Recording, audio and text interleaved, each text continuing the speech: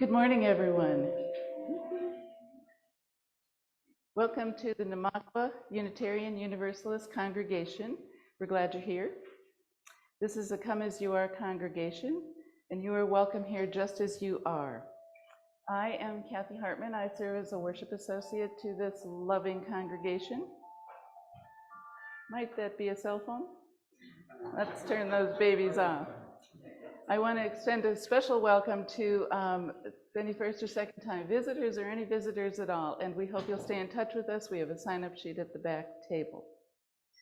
Here at Namakwa Unitarian Universalist congregation, we foster a beloved community that celebrates diversity, strives for peace and justice, acts mindfully for the good of the planet, and inspires spiritual growth through a free and loving search for truth and meaning. We honor the ground we walk upon and acknowledge this land as the traditional and ancestral homeland of the Cheyenne, Arapaho, and Ute nations and peoples. We recognize and honor the indigenous peoples as original stewards of this land and vow to reconcile the deep wounds that still shape our world today. I have a few announcements for you, and remember, you can find them in many places on the website, in the newsletter, in the email blast. Talk to somebody here, lots of ways. Next Sunday, December 10th, we have a service entitled Searching for Signs of Hope. So Reverend Dana will be back at the pulpit, Ryan at the piano, and the fabulous choir. So you'll want to be here. We will explore how we navigate world events, the holidays, and all the expectations that go along with that. Now, if you have a brief personal joy or sorrow that you'd like to share in today's service, but you don't want to come forward when we do that part of the service, there are some pieces of paper you can fill out. And we're doing this every week now to try and maybe streamline the joys and sorrows a little bit and give everyone an opportunity to tell us about what's going on. So be sure and fill that out if you'd like to tell us one of your joys or sorrows in that way. I would like to introduce our guest minister today, the Reverend Teri Schwartz.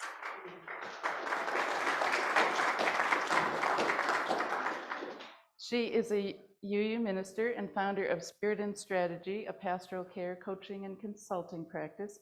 And believe it or not, she currently serves as the worship minister for the Juneau, Alaska UU. She just goes there twice a year, and she does a lot by Zoom, so that's great.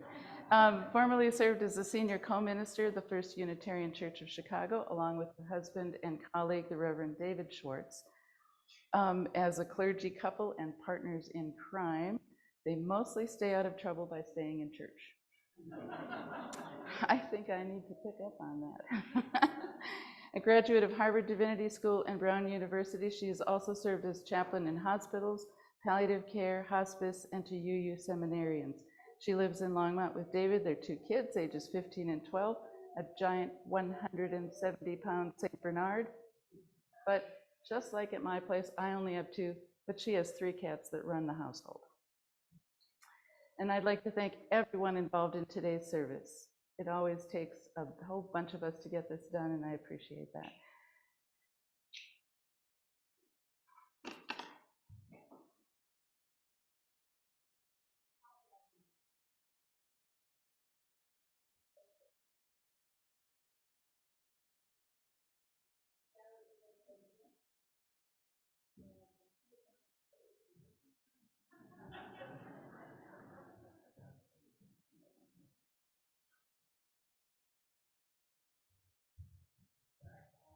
So well organized, and I wasn't here.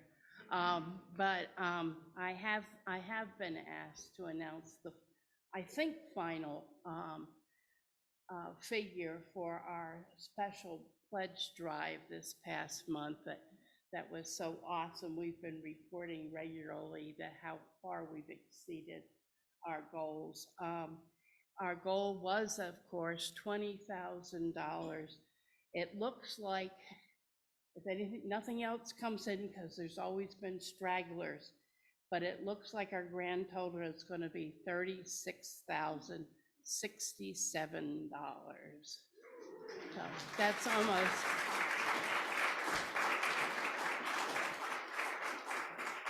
So I thank all of you who did that. Of course, this was under that great organization of Cherry Sokolowski, Rebecca Williamson. They did awesome, but it's y'all that actually made these contributions. Some of them were made in increases in pledges, which was our original thought, and that's wonderful.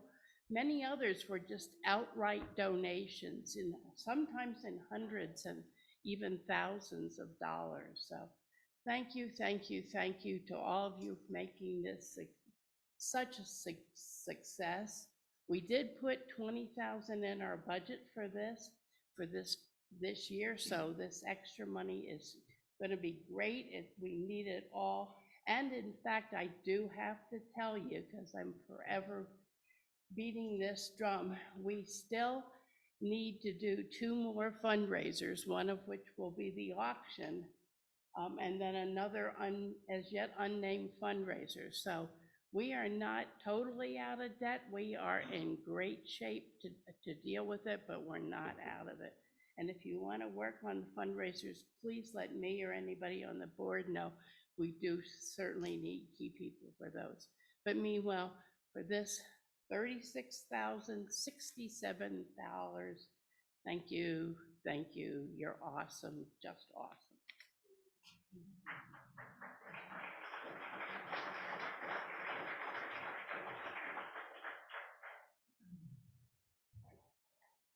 That is really awesome. Absolutely. And I invite you to actually look around the room at one another. These are all the people who made that happen. As Unitarian Universalists, we are congregationally based. We receive no monies from outside entities or higher ecclesiastical bodies. Everyone is crew. So that is something really to celebrate. Thank you for your kind introduction, Kathy, and hello, church. I'm delighted to be with you and give my thanks to my colleague, Reverend Dana, for the honor of filling her pulpit today. Let us move into a worshipful frame of mind and body and spirit. Take a big breath and sigh it out. You can do it more. It's okay. The church can handle it. Okay. These words from my colleague, the Reverend David Breeden. Yes, there's no binary. The road not taken is not a fork. That's too simple a thought, flipping some coin, either or. Nope. It's not this or that. No or yes. It's nor, neither, and all of the above and more. The road taken goes every way at once. There, they, them, go, now, live. Please join me in saying your affirmation. Do you stay seated? Rise in body or spirit? Rise in body or spirit, okay. I'm learning your culture. Let's join together. Love is the spirit of this church, and service is call. This is our great covenant, to dwell together in peace, to seek the truth in love, and to help one another. Let us share the spirit of love by greeting one another this morning.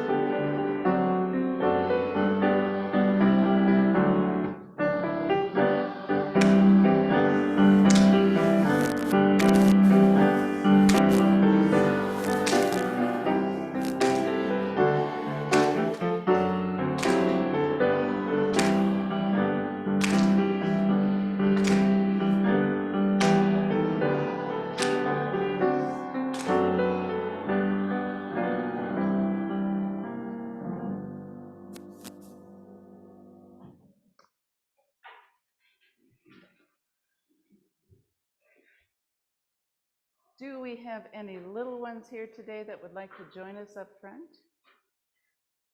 He is not mobile on his own, though.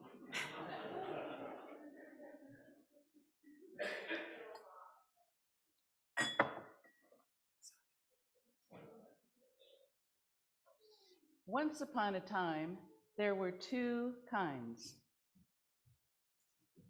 This and that.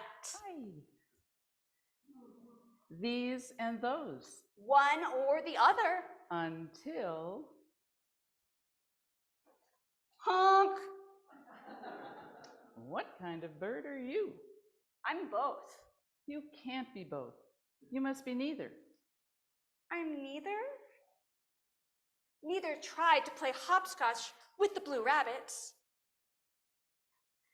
You can't play with us. You're not rabbity enough.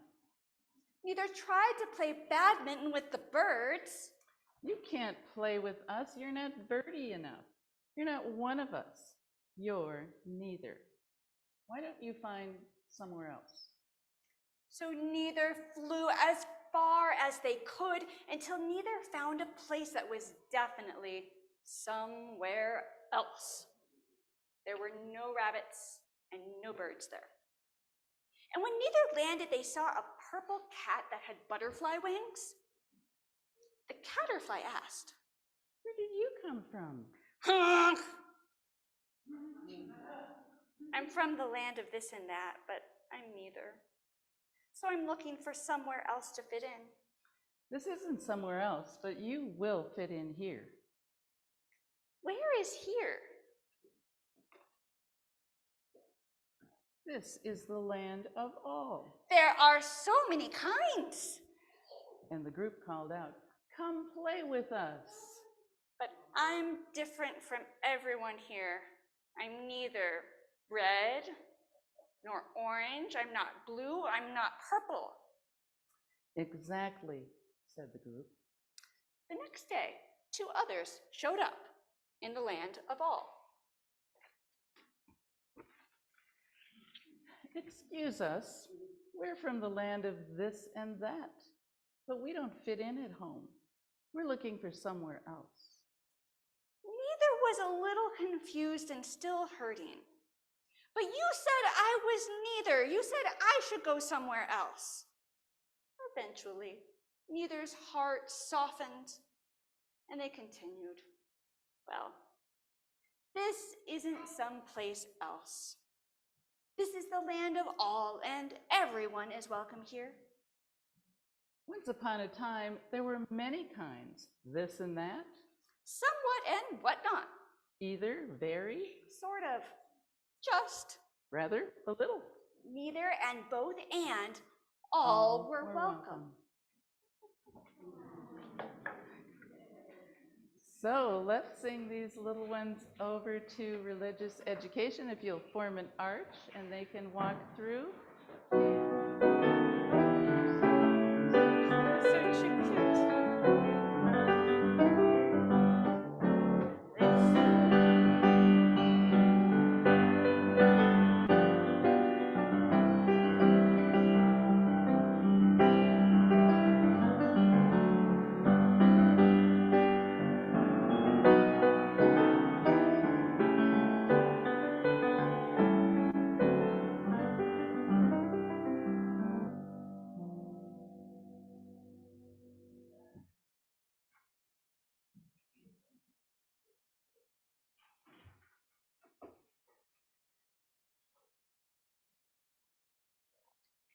Well, we look everywhere and we come to church week after week looking for wisdom and a good word. Sometimes that comes from world scriptures, sometimes contemporary poetry, and sometimes from YouTube. Whether 2,000 years ago or 2 hours ago, ancient scrolls or the pixels on the screen in our hand, storytelling can deepen our sense of meaning, belonging, empathy, and our connection to common humanity. It's what we do and worship, and it's the mission of Story District. Story District is an organization in Washington, D.C. that teaches storytelling to inspire, connect, and build a community of diverse voices in our nation's capital and beyond.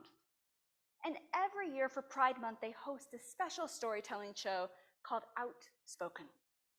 To light our chalice today, we'll hear highlights from Rebecca Kling's story from Outspoken in 2017. July 2009. I'm in Chicago, headed downtown on the train for my appointment at the Daily Center to at long last legally change my name from my old male name to a new female name. And honestly, the hearing takes about that long, maybe 2 or 3 minutes, during which the judge directs more sirs at me than seems strictly necessary. But I know to pick my battles. 2 months and $526 after first filing my petition for name change, I am legally and duly recognized Rebecca Roden Kling. So I go down to go across the street to the DMV, and getting a new corrected license is actually pretty easy. $5 and a copy of that certified paperwork. But when I ask about changing the gender marker from an M to an F, I'm told I need a note from a doctor. But it reminded me how much it can hurt to not have documentation that matches who you are, how difficult it can be to move through the world, and something occurs to me. Summer of 2009, I've been getting ma'amed more and more. I've been getting sirred less and less. I've been getting ladies when out with friends or using the women's dressing room at stores without a problem. And what if I go to a different DMV and tell a little white lie? It's not just me being stubborn. Okay, well, it's a little bit me being stubborn. But it's also that difficulty of moving through the world, of getting pulled over and fearing a roadside referendum on my gender and just being able to hand the officer my license. It's the difference of having that interaction with a bouncer or just walking into a bar. It's the difference of fearing that the TSA is going to catch me trying to smuggle a penis through airport security and just catching my flight. I head to another DMV. And my number is called, and I go up to a little old lady at the counter, and I say, "Hi, I was just at the DMV downtown, and there was a mistake somehow, and it says M on my license, and that doesn't make any sense." And she looks at me, and she looks at my license, and she looks at me, and she says, "Well, let's get that taken care of."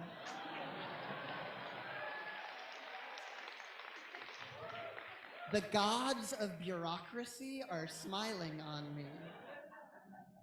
And I'm sure that some of that had to do with the privilege of the color of my skin and the way that I speak and being able to connect with that little old lady at the DMV, but in the moment, all I can do is stand there and nod.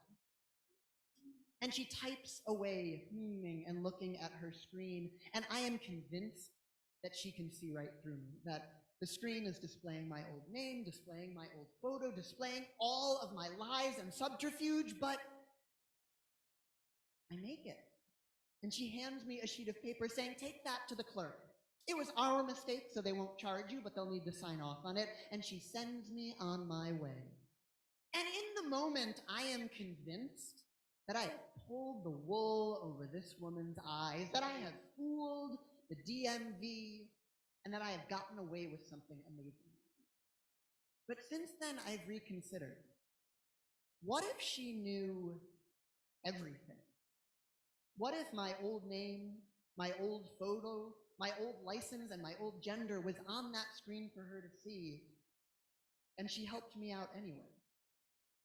It is really easy to come up with a list of people who have not had my back, of bouncers and police officers and judges and people sitting in the Oval Office. But what if there's another list, a list that I don't get to see but still exists, of people who have had my back even when I didn't know it?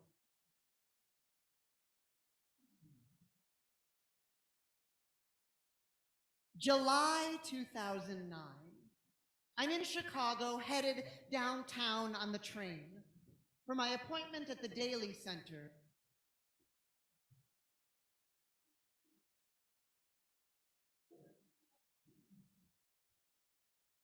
You support the work of this congregation by giving generously to a nonprofit and to our church. Half of our collection plate goes to the church budget and the other half goes to a nonprofit. And in November and December, we are contributing to Loveland Habitat for Humanity. And today we have the executive director, Jeff White. If you'd like to come up, Jeff, he's going to tell us a little bit about, I've been directing you to the website, so you know there's a lot of information there. He's going to talk a little bit about volunteer opportunities. Thank you, Jeff. Thank you. Thanks for giving me the time.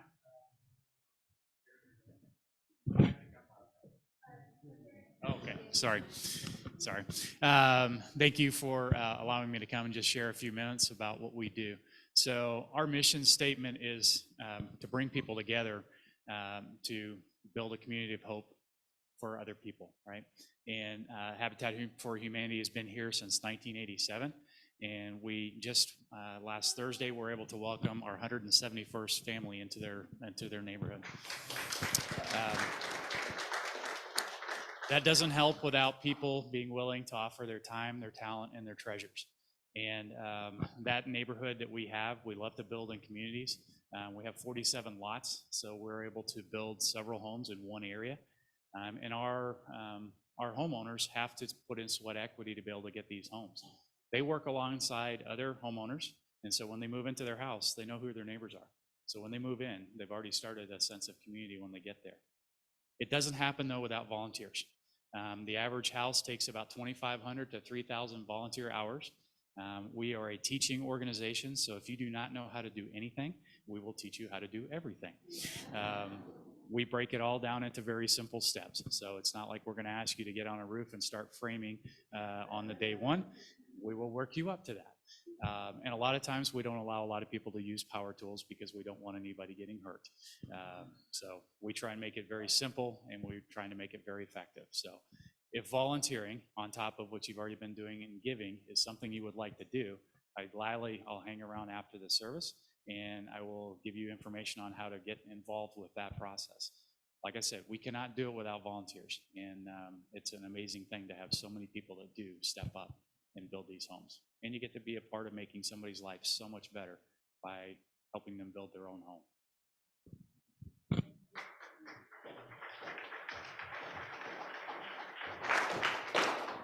Please give generously if the ushers will come forward and bring the baskets.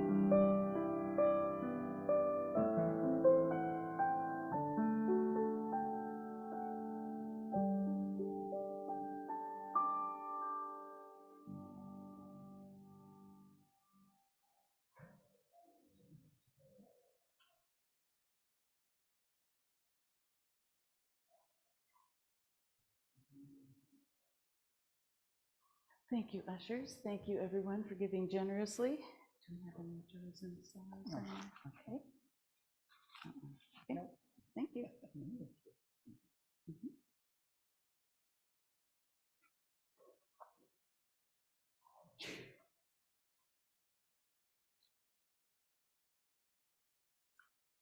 Each week when we come together, we have things going on in our lives, and this is an opportunity to share a joy or a sorrow. I don't have anything in writing, so if any of you have something you would like to share, I invite you to come up to the mic and share something brief and personal. Do we have anyone that would like to say something?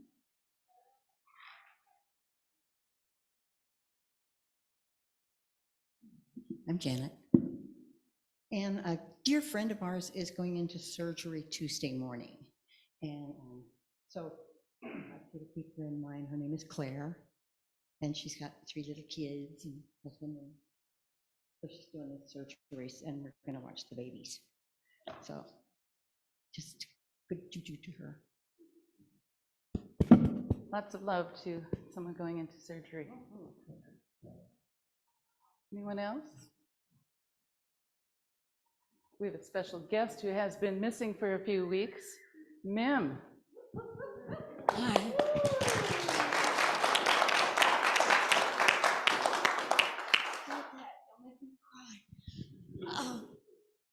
So it looks like I'm going to lose my house. I'm going to lose my past. I'm going to live the rest of my life at the Brookfield institution.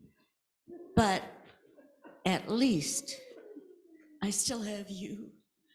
And damn it, that makes all the difference. And I thank you all. Thanks, Mim. We're all with you. You know that.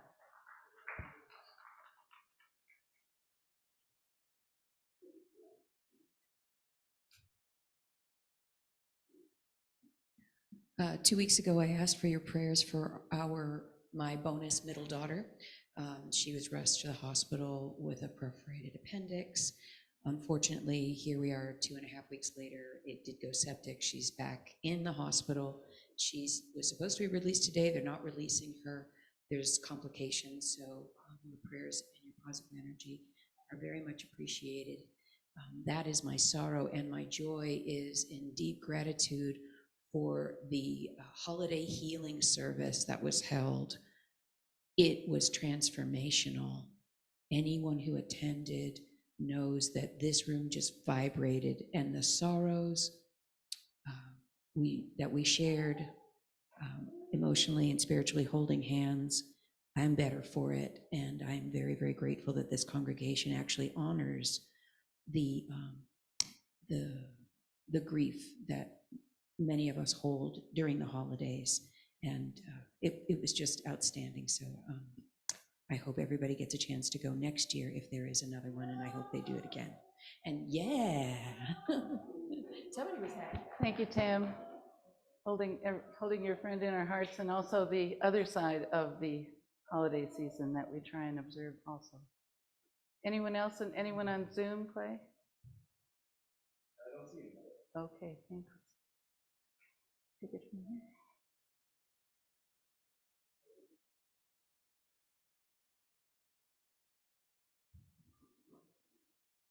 For all those joys and concerns that remain in the silence of our hearts and those of the world, be that across the street or across the globe, we hold in prayer and love. And for all those souls remembered and forgotten. Amen.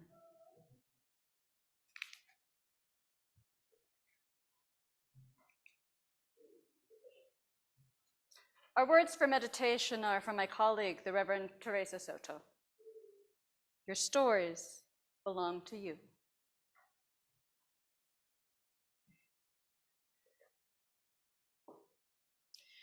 Dear trans, non-binary, gender queer, and gender expansive friends and kin, and those of us whose gender is survival, let me explain. No, there is too much. Let me sum up.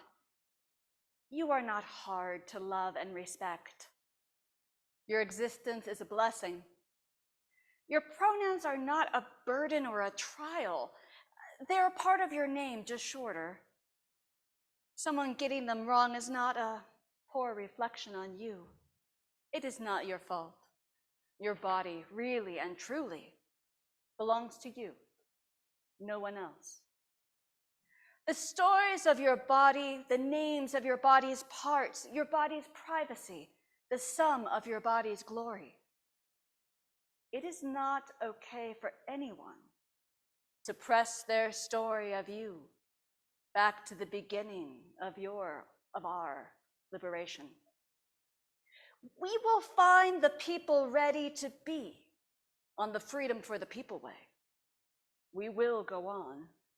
No one can rename you other. It can't stick. As you offer the gift of being and saying who you are, mostly though, your stories belong to you. Your joy and complexity are beautiful. However you may choose to tell it or not tell it. Some folks, sis, may take their liberty for an unholy license. You are beloved, please. Keep to our shared tasks of healing, getting free.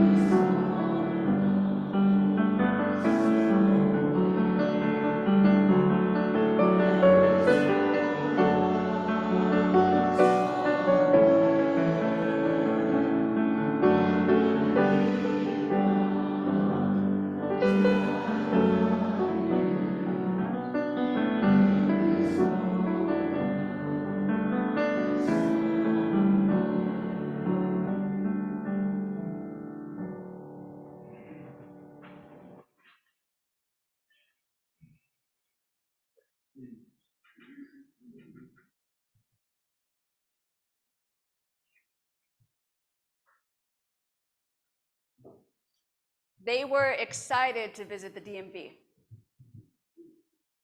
That is the first clue. This is an interesting story. They couldn't sleep and left home at 4:24 in the morning so that they could be the first person inside when the door opened 3 hours later.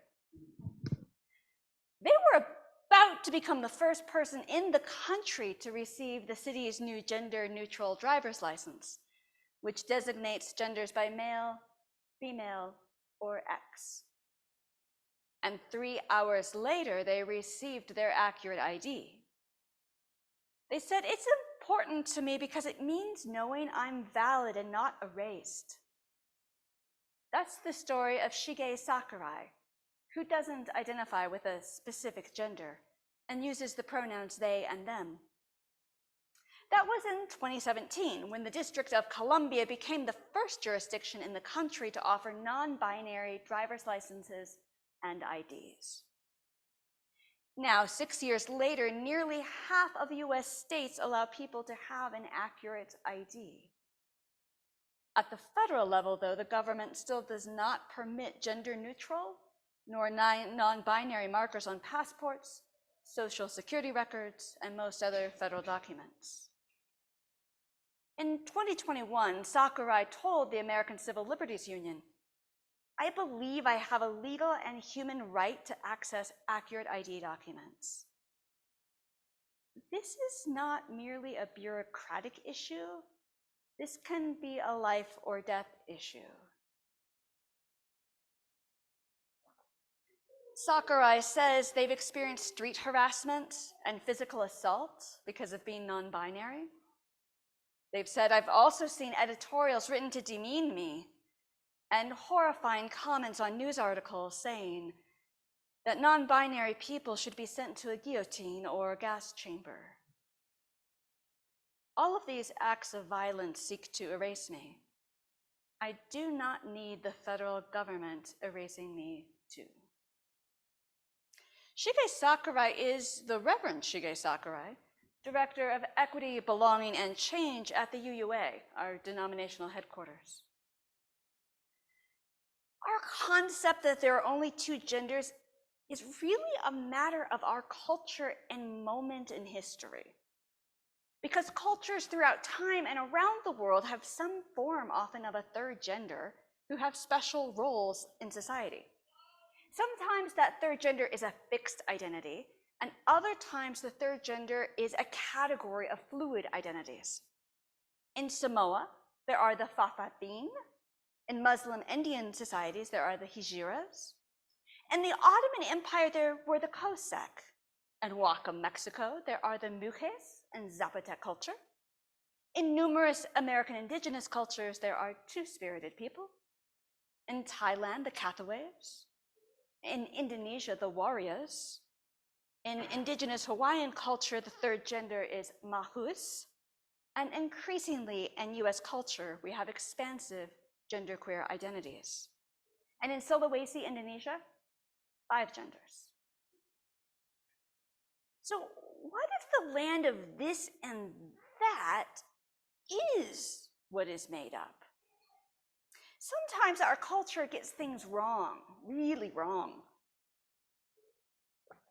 In the 1950s, our culture was telling Black girls couldn't go to integrated schools, let alone go in spaceships. Then along comes Mae Jemison. Our culture didn't have a category for a Black woman astronaut until Mae Jemison launched into space in 1992 as mission specialist aboard the Space Shuttle Endeavour.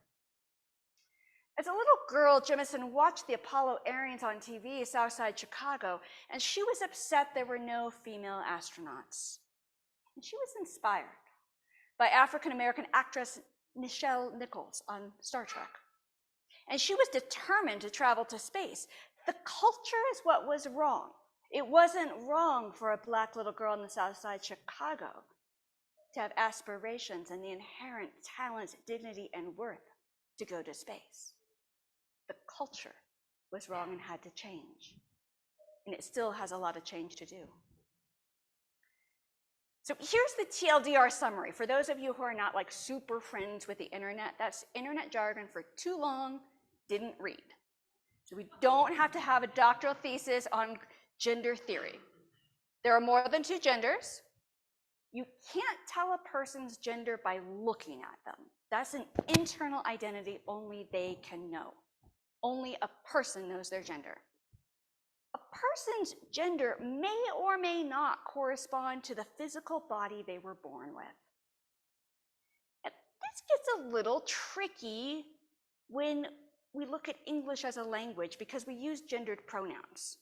And we usually refer to people he, his, her, hers. And typically we've used they, them as a third person plural, or the third person singular when the gender of the subject is unknown.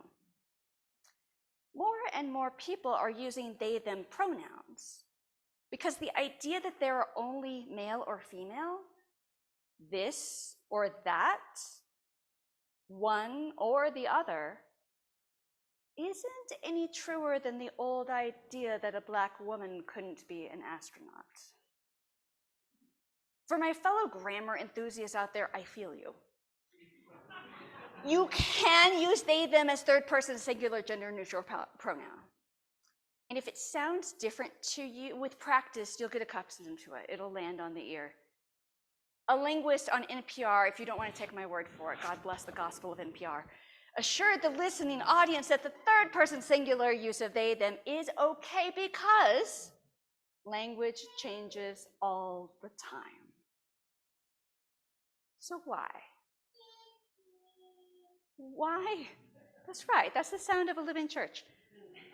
Why do pronouns matter?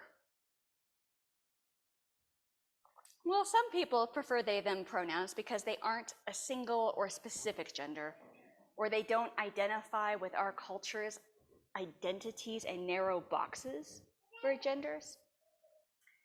Now, I want you to go back about 30, 40 years. Remember when Ms. was revolutionary because a person didn't want their marital status to be a relevant issue? Remember the days, if you go back a little farther, when he was universal language for all people, but it actually wasn't and isn't because you couldn't have a credit card or wear pants? Gender identity is on the inside, and it doesn't always correlate to the body we're born into. And when we guess someone's pronouns, we make an assumption based on how they look to us. Now, that may not feel like there's any harm there. We assume, though, and remember what happens when we assume. You know the one. So when we assume someone's gender by guessing their pronoun, what we're telling them is you have to look a certain way for me to believe who you are. We're telling them if you don't fit my idea of how a man should look, dress, and act, or how a woman should look, dress, and act, you're other. You're wrong somehow. You're neither. Now, gender nonconforming people get a lot of personal questions and scrutiny, sometimes at the risk of their safety. And it's natural. We might be curious about all sorts of things. But if it's not a question you would have asked Grandma at Thanksgiving, it is probably not a good question to ask someone who is gender nonconforming. Grandma, are you really sure you're a woman? I mean, how do you know? I mean, don't you think it's a phase? You don't really need to know if she wears skirts more often than pants. Wears her hair long or short, the gender of the people she's been attracted to through her life, nor the constellation of her genitals. You simply call her the name she likes. Grandma, Nana, Nona, Jane, Catherine, whatever she wants. It sounds really complex, but it's not. Don't worry about it. Just call a person by the pronoun they want, just like you call them by the name they want. Now, I've heard it said, but I'm not comfortable using she for so-and-so. I'm gonna let you in a really big secret. This is not about you. You can't know someone's gender by looking at them. And more importantly, it is about treating another person with respect. The platinum rule, not the golden rule. Treat someone as, not as you wish to be treated, but as they wish to be treated. So maybe you've wondered, why should we all share our pronouns? Why are churches putting this on their name tags? Can't you tell by just looking at me? Because I fit society's norms of what you expect me to look like. Well, no, because gender can only be known on the inside.